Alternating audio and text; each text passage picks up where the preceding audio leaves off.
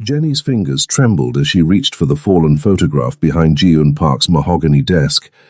She shouldn't be in his private office, but the cleaning schedule demanded it. The frame had slipped behind the heavy furniture, and now, as she knelt on the plush carpet of his Bel Air mansion, her necklace slipped free from beneath her uniform collar. The steel ring caught the afternoon light streaming through floor-to-ceiling windows overlooking Los Angeles.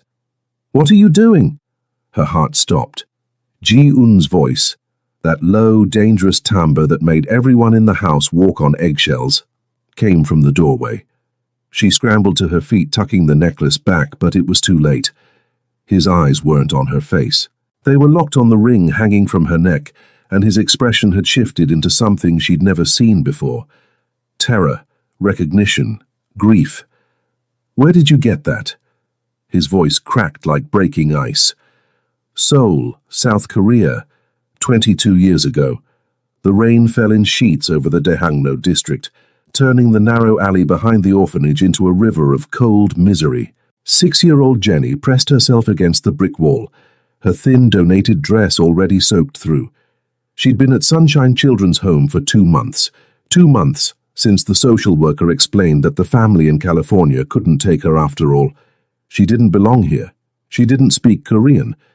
The other children stared at her dark skin, touched her hair without asking, whispered words she couldn't understand but knew weren't kind. "You'll get sick out here." Jenny looked up. A boy stood before her, maybe 8 or 9, holding a flattened cardboard box over his head. He was all knees and elbows, too thin, but his eyes were sharp and watchful. "I don't care," she said in English, hoping he'd just leave her alone. "I know what you said." His English was careful, practiced. "I don't care either, but the Ajuma will punish you if you get sick. She'll say you did it on purpose to cause trouble." He crouched down, holding the cardboard over both of them now. Rain drummed against it, already weakening the soggy barrier. "I'm Ji-un," he said. "I've been here since I was 3. "Jenny." She hugged her knees. 2 months. 2 months is nothing. You're brand new." He tilted his head, studying her. "Why are you crying?" "A family came today. They took Min-jun." Her voice was small. "Nobody ever looks at me." Ji-un's expression hardened with understanding beyond his years. "Min-jun is little. Little kids get picked. We're too old." "You're not old. You're just a kid." "Not here." He shifted, and she noticed a bruise on his arm, finger-shaped and purple. "Here, if you're older than 5 and not perfect, you're already used up." They sat in silence for a moment, the rain their only companion. "Hold out your hand," Ji-un said suddenly. Jenny extended her small palm. He pulled something from his pocket, a ring roughly made from dark steel, scratched and bent in places. It looked like it had been through hell. "I found this in the gutter 3 weeks ago," he explained. "I've been keeping it hidden. I was going to sell it, but—" He placed it in her hand. "You should have it." "Why?" His dark eyes met hers with fierce intensity. "Because you need to remember something. When they don't choose you, it's not because you're not worth choosing. It's because they're blind." Jenny's fingers closed around the ring. It was warm from his pocket. "One day," Ji-un continued, his voice dropping to a whisper, "we'll both get out of this place. We'll go somewhere we belong, and nobody will ever make us feel small again. Promise." He pulled the dirty string from around his neck, the one he used to tie his 2 long pants, and threaded the ring onto it. Then he fastened it around her neck. "I promise," he said. "No matter what happens, no matter where we go, I will always protect you. That ring is my word." The cardboard collapsed in the rain, but neither of them moved. "Los Angeles, now. I asked you a question." Ji-un's voice cut through Jenny's shock like a blade. He stepped into the office, and she instinctively backed against the desk. "Where did you get that ring?" Her hand flew to her chest, covering the necklace. "It's mine. It's always been mine." "That's impossible." He moved closer, and she could see the transformation in his face. The cold, controlled mask of the man they called the Lone Wolf was fracturing. Tell me the truth. Did someone give it to you? Did they send you here? Send me? I don't understand. Answer me. His hand slammed on the desk beside her, making her jump. But it wasn't anger in his eyes. It was something far more dangerous, desperation. Jenny's heart hammered. In 3 months of working in this mansion, she'd never seen Ji-un Park lose his composure. He was ice. He was control. He ran an empire from this office, made men twice his size shrink with a single glance, and never, ever showed weakness. A boy gave it to me, she whispered, a long time ago, in Korea. The color drained from his face. Korea. At an orphanage, when I was 6. The words tumbled out now. He found it in the street and gave it to me. He said it was a promise that he'd always protect me. Ji-un's hand dropped from the desk. He took a step back, then another, like she'd struck him. His eyes roamed her face, really looked at her for the first time since she'd started working here. Jenny, he breathed. Your name is Jenny. How do you know my... Williams. Jenny Williams. You were adopted when you were 7 by a family in Sacramento. His voice was hollow, distant. You had a small scar on your left knee from falling on the playground. You hated kimchi. You used to hum when you were nervous. Jenny's world tilted. How could you possibly know that? He raised a shaking hand to his neck, pulling down the collar of his white shirt. 4 buttons undone, as always. But now she could see what she'd never noticed before. A tattoo of a lone wolf, beautifully rendered in black ink, its eyes seeming to stare directly at her. I got this when I turned 18, he said, the day I left Sunshine Children's Home. The day I left you behind. The office spun. Jenny gripped the desk for support. Ji-un? I looked for you. The confession burst from him like a broken dam. For years I searched. I hired investigators, hackers, everyone. But the adoption records were sealed, and you'd changed families twice before someone finally kept you. By the time I found the Sacramento address, you'd already moved away for college. You looked for me? Tears burned her eyes. Why? Because I made you a promise. He touched the ring through her uniform, his fingers gentle despite the tremor in them. And I've never broken a promise in my life. But you don't know me anymore. I'm not that little girl. I know. His voice dropped to barely a whisper. You're the woman who's been living in my house for 3 months, the woman I couldn't stop watching, the woman who hums when she's nervous, just like she did when she was 6. Jenny's breath caught. You knew. No. His eyes met hers, and the raw pain in them nearly broke her. I suspected. I hoped. I was terrified I was going insane, seeing ghosts in every corner. Do you have any idea what it's been like having you here, wondering if you were her? Seoul, South Korea, 21 years ago. Ji-un, Jenny, time for bed. Jenny scrambled down from the window ledge where she'd been sitting with Ji-un, watching the Seoul skyline twinkle in the distance. At 7 years old, she'd been at Sunshine Home for 14 months now, and Ji-un had become her whole world. 5 more minutes, Ji-un called back to the night supervisor. He was 10 now, growing taller, his face losing its childish roundness. Now, the woman's voice was sharp. They hurried down the hallway, but Ji-un grabbed Jenny's hand before they reached the separate dormitories for boys and girls. I have to tell you something, he whispered urgently. The Kims are coming tomorrow. Jenny's stomach dropped. The Kims were a wealthy family from Gangnam who wanted to adopt an older boy, someone to eventually take over their business. You're going to leave, she said, and it wasn't a question. Maybe. Ji-un's grip on her hand tightened. If they choose me, I have to go, Jenny. This might be my only chance to get out of here. I know. She did know. She wanted him to have a family, a real home. But the thought of losing her only friend felt like drowning. Listen to me. He knelt down, forcing her to meet his eyes. When I leave, I'm going to work hard. I'm going to become someone important. And when I'm old enough, strong enough, I'm coming back for you. You don't have to. Yes, I do. His voice was fierce. You're my responsibility. Do you understand? I gave you that ring. That means you're mine to protect. What if they don't choose you? Something dark flickered across his face. They will. I'll make sure of it. The next day, Jenny watched from the dormitory window as the Kim's expensive car pulled up. Ji-eun walked out to meet them, his back straight, his expression carefully neutral. She touched the ring under her shirt. Please let him be happy, she prayed. Please let him have a good life, but the Kims left without him. That night, Ji-eun didn't come to their usual spot by the window. Jenny found him behind the building, his knuckles bloody, his face empty. They said I was too old, he said flatly. 10 is too old. They want someone younger, more moldable. I'm sorry, don't be. He looked at her, and for the first time she saw something that scared her. Rage, cold, calculating rage. I don't need them. I don't need anyone. You have me. The anger softened slightly. Yeah, I have you. 2 weeks later, a different family came.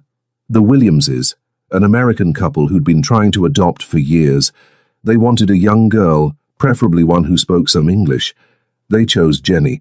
She found Ji-eun in their spot, and when she told him, he smiled. It didn't reach his eyes.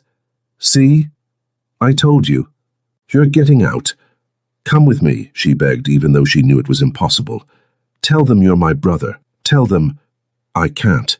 He pulled her into a hug, the first and only time he'd ever done so. But you remember our promise, okay? I'm going to find you someday. And I'm going to make sure you never have to be afraid again. She left for America the next morning. She never saw him again. Until today. I need to sit down, Jenny whispered, and Ji-eun immediately guided her to the leather chair behind his desk. He poured water from the crystal decanter, his hands steadier now, and pressed the glass into her trembling fingers. Drink. She obeyed, trying to organize the chaos in her mind. You've been watching me for 3 months. Yes, he didn't apologize. From the moment you walked through my door for the housekeeping interview, I couldn't look away. Your voice, the way you move, that habit you have of tucking your hair behind your ear when you're concentrating. He paused. You still hum. I don't understand. Jenny set the glass down. If you thought I might be... her. Me. Why didn't you say something? And say what? Ji-eun's laugh was bitter. Excuse me, but are you the girl I knew for 14 months when we were children? The girl I've spent 22 years searching for? Oh, and by the way, I'm now the head of the Korean-American syndicate that controls half of Los Angeles's underground trade. The words hung in the air like smoke. That's what you are, Jenny said slowly. The lone wolf. I've heard the other staff whisper, you're a criminal. I'm a businessman. His tone was flat, with business interests that operate outside conventional legal frameworks. That's a fancy way of saying you're a gangster. Yes. He met her eyes without flinching. I'm exactly what I promised I'd never let you see. The monster I became to survive. Jenny studied him, really looked at him. The Ji-eun she remembered had been a skinny boy with kind eyes and gentle hands. This man was carved from stone and shadows, his presence filling the room like a predator in its den. The white shirt, unbuttoned, just enough to show the wolf tattoo and the hard planes of his chest. The expensive watch, the scar on his jaw she'd never dared ask about. What happened to you? She asked quietly. You want the truth? He leaned against the desk, close enough that she could smell his cologne, something dark and expensive. After you left, I stayed at Sunshine for 2 more years. No one wanted a 12-year-old boy with anger issues. So when I turned 14, I ran. Where did you go? The streets, Seoul's underworld. I did things. He stopped, jaw clenching. I did what I had to do to survive. I stole, I fought. I made connections with people who saw potential in a smart kid with nothing to lose. The Mafia, the Sang-Yong-Pa, the Double Dragon. They took me in, trained me, used me. His voice hardened. And when I was old enough, strong enough, I took everything from them and built my own organization. Jenny's stomach churned. You killed people. Yes. No hesitation. I've killed. I've ordered deaths. I've destroyed families and crushed empires. I am not a good man, Jenny. I am exactly what you should run from. Then why did you hire me? The question burst out. If you thought I might be me, why bring me into your home? Ji-eun's composure finally cracked. Because I'm selfish. Because I've spent 22 years looking for you, and when you walked through that door I couldn't let you go. Even if you never recognized me, even if I had to live with you seeing me as just your employer. His voice dropped to a rough whisper. I told myself I was protecting you, keeping you close, keeping you safe. But the truth is, I needed you near me, even if I could never tell you why. Sacramento, California, 20 years ago. 8-year-old Jenny sat at her new family's kitchen table, the ring hidden beneath her shirt as always. She'd been with the Williamses for 7 months now, and while they were kind, she still felt like a guest in someone else's home. Jenny, honey, can you set the table? Mrs. Williams called from the stove. Yes, ma'am. As she placed forks and knives around the table, her mind drifted back to Seoul, to rainy afternoons and a boy who'd promised to protect her. She wondered if Ji-eun was still at the orphanage, if he was okay, if he ever thought about her. She touched the ring through her shirt. She'd never told the Williamses about it. It was her secret, her connection to a past that felt increasingly like a dream. That night, in the privacy of her room, she pulled out the small notebook she kept hidden under her mattress. She'd been writing to Ji-eun since she left Korea, letters she'd never send, words she'd never say. Dear Ji-eun, she wrote in her careful handwriting. Today, I started 3rd grade. The other kids asked about my accent. I told them I'm from Korea, but I didn't tell them about you. That's our secret. I hope you're okay. I hope someone finally chose you. I hope you're happy.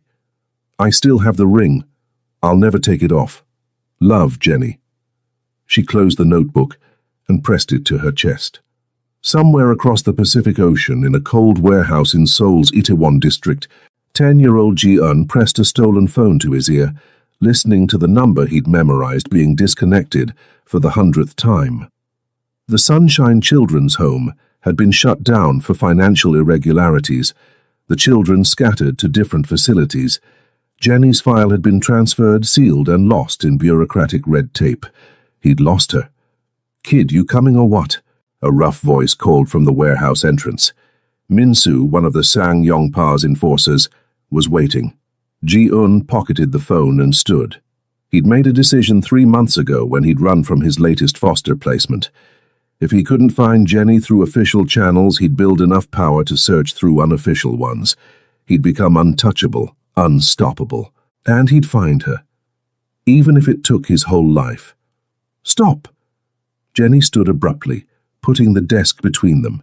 Her mind was reeling, heart pounding. This is insane. We were children. We knew each other for barely a year. You can't have spent your entire life searching for some girl from an orphanage. Why not? Ji-eun's voice was dangerously soft. Give me one good reason why not. Because it's obsessive.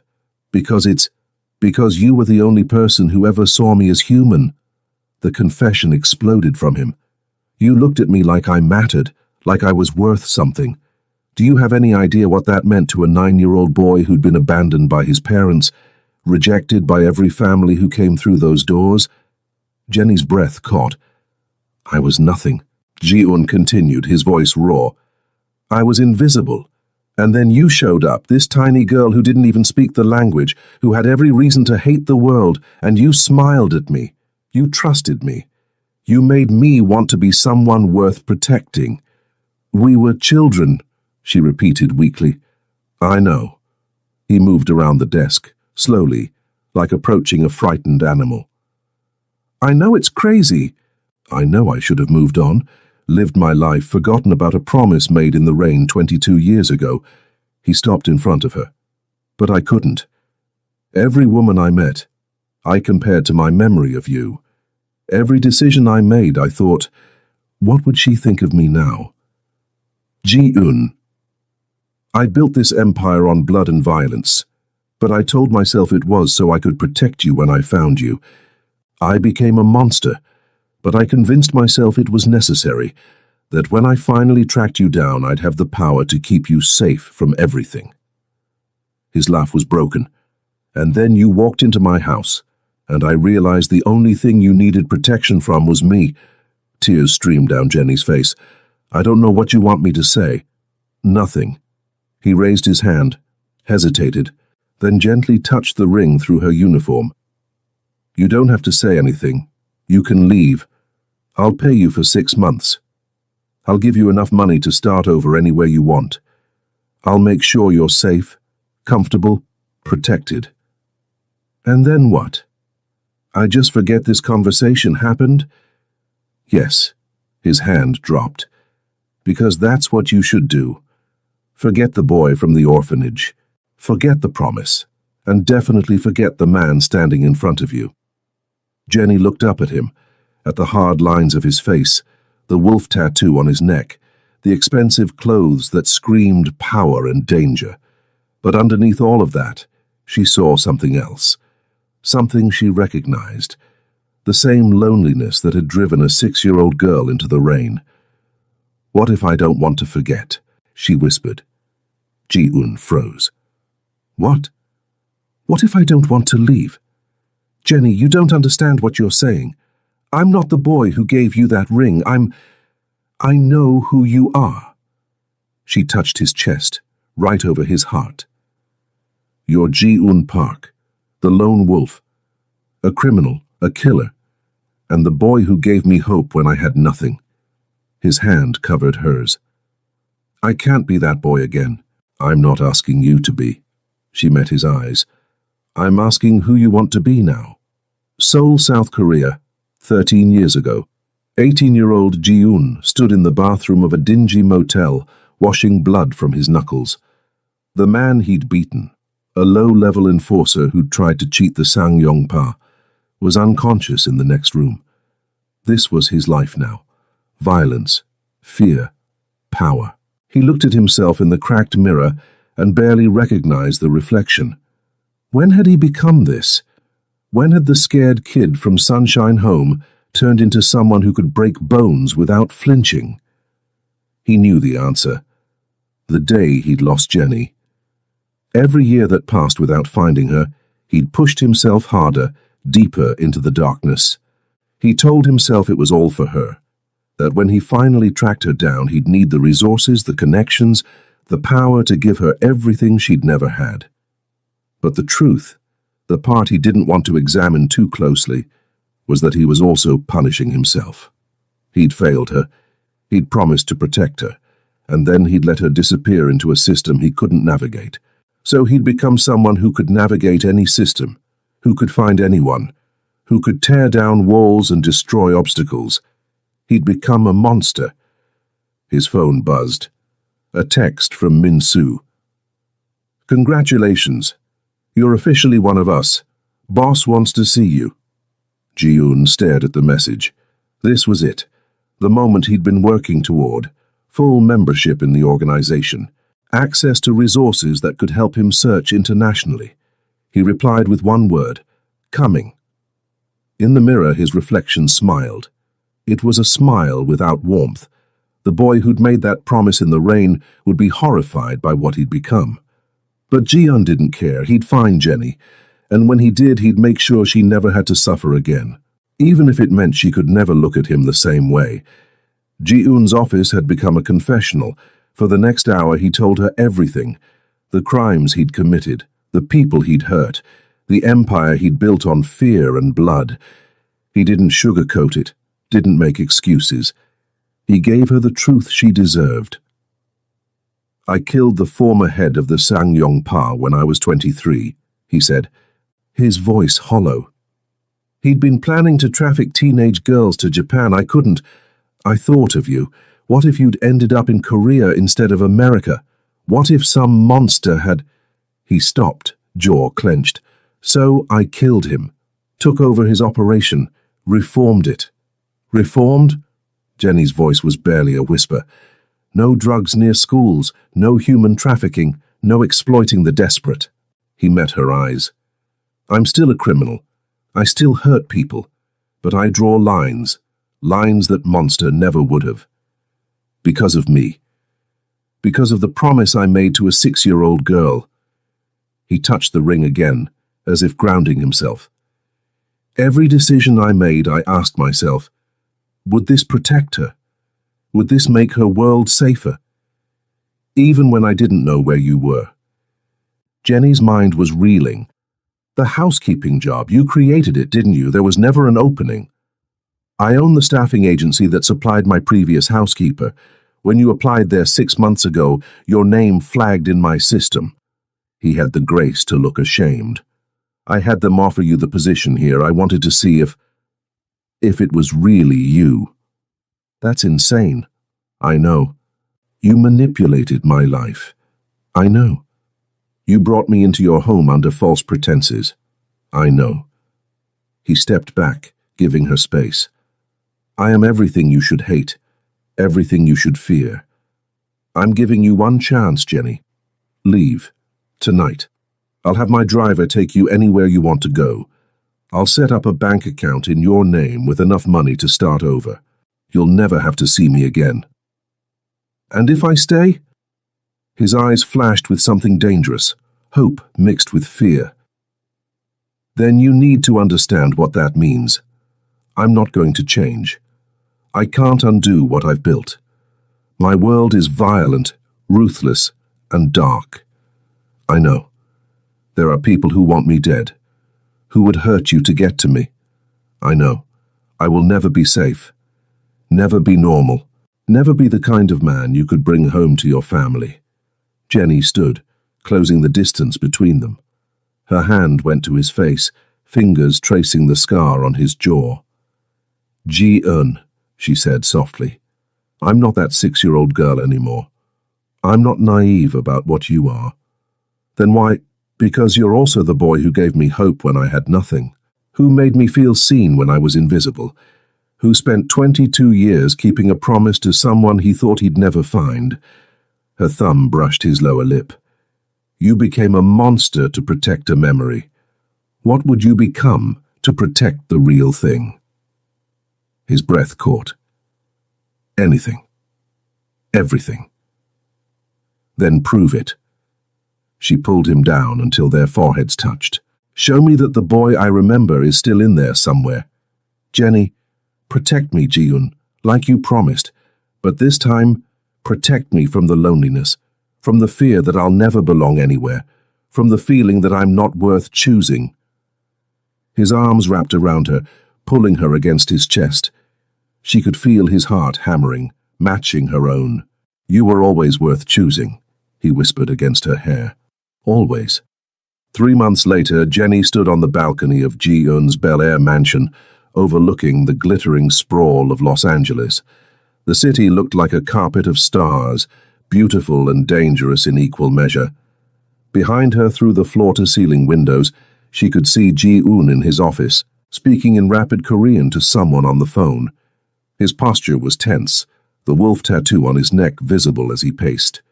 Business. Always business. But when he saw her watching, his expression softened. He held up one finger, 1 minute, and she nodded. The past 3 months had been a revelation. Ji-eun hadn't lied. His world was dark, violent, and complex. She'd learned more about the Korean-American underground than she'd ever wanted to know. She'd met men who scared her, witnessed conversations that made her blood run cold, and realized that the man she was falling in love with had more blood on his hands than she could count. But she'd also learned other things. She'd learned that Ji-eun ran a network of safe houses for trafficking victims, funded entirely from his personal accounts, that he'd destroyed 3 competing organizations specifically because they preyed on children, that every year on her birthday, a date he'd memorized from her orphanage file, he donated to children's charities across Korea and California. He'd become a monster, yes, but he'd become a monster with a code. Penny for your thoughts. Ji-eun's voice came from behind her, and she felt his arm slide around her waist, pulling her back against his chest. "Just thinking about how insane my life has become," she said, leaning into him. "3 months ago, I was barely making rent. Now I'm living in a mansion with a mob boss. Technically, you're living with an import-export businessman with diverse interests." She snorted. "Is that what we're calling it?" "It's what my lawyers call it." He pressed a kiss to her temple. "How was your day?" "Good.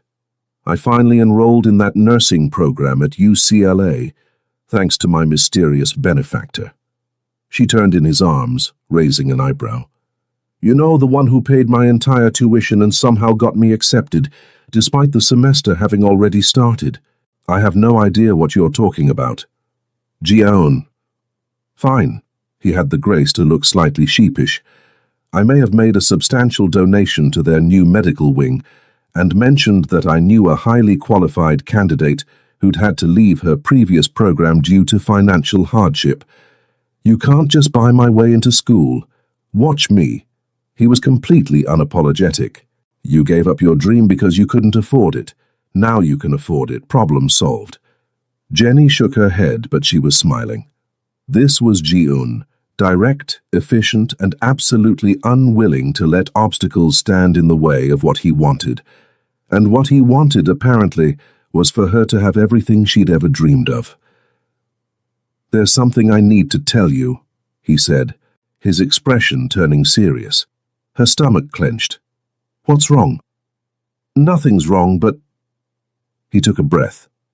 "The Sang-yong-pa in Seoul, the organization I left 13 years ago, they've been making moves in Los Angeles, trying to establish territory. And? And they know about you." His arms tightened around her. "They know you're important to me. They're going to try to use that." Fear spiked through her. "Ji-eun, I'm handling it." His voice was hard, cold, the voice of the lone wolf. "But I need you to understand something. There are going to be times when I have to do things, dark things, violent things, to keep you safe. I know. You can't know. Not really. Not until—" She placed her hand over his mouth. "Ji-eun, I know who you are. What you are. I'm not naive, and I'm not going to pretend your world is anything other than what it is." She lowered her hand. "But I also know that you've spent 22 years trying to keep a promise to a girl you thought you'd lost. So when you tell me you're handling it, I believe you." Something fierce and possessive flared in his eyes. "You're too good for this life. Maybe. But this is the life I'm choosing." She touched the ring around her neck. She wore it openly now, no longer hidden beneath her clothes. "You gave me this when I was 6 years old. You said it was a promise that you'd always protect me." "I remember. Well, I'm making you a promise now." She took his face in her hands. "I'm choosing you, the monster and the man. The criminal and the boy from the orphanage. All of it. Jenny, I'm not finished." Her voice was firm. "But if I'm going to be part of your world, then I need to really be part of it. No more sheltering me. No more keeping me in the dark. If someone's threatening me, I want to know. If you're planning something dangerous, I want to know. We're partners, Ji-eun. Equal partners." He stared at her for a long moment, and she saw the war in his eyes, the need to protect her battling with the respect for her autonomy. Finally, he nodded. "Equal partners." "Good." She kissed him, soft and lingering. When she pulled back, she saw the promise in his eyes, the same promise he'd made all those years ago in the rain, but deeper now, stronger. "I love you," he said, the words rough and unpracticed. "I don't know if I know how to love someone the right way, but whatever this is, whatever I feel when I look at you, it's everything." Tears pricked her eyes. "I love you too. The boy who saved me, and the man who found me." They stood there on the balcony, wrapped in each other's arms, while Los Angeles glittered beneath them. Somewhere in the city, threats were forming. Somewhere enemies were planning. Somewhere the darkness Ji-un had created was waiting to consume them both. But for now, in this moment, they had each other. And that was enough. Jenny adjusted her nurse's uniform in the mirror, the ring still hanging around her neck, but now accompanied by a second ring. This one was platinum, with a simple diamond that caught the morning light. Ready. Ji-un appeared in the doorway of their bedroom, dressed in one of his expensive suits. He'd just returned from a business meeting that she knew had involved convincing a rival organization to stay out of Koreatown. She didn't ask for details. He'd tell her what she needed to know. That was their agreement. Ready, she said, slipping her hand into his. They walked down to the car together, him heading to his office in downtown LA, her heading to her shift at UCLA Medical Center. An unlikely couple, a criminal and a nurse, a monster and the girl he'd promised to protect. In the back seat, Ji-un pulled her close, pressing a kiss to her temple. I have a meeting tonight, he said quietly. It might run late. Dangerous? Potentially. She nodded, squeezing his hand. Be careful. Always. He touched the ring on her finger. I have too much to come home to now. As the car pulled away from the mansion, Jenny looked back at the home they'd built together.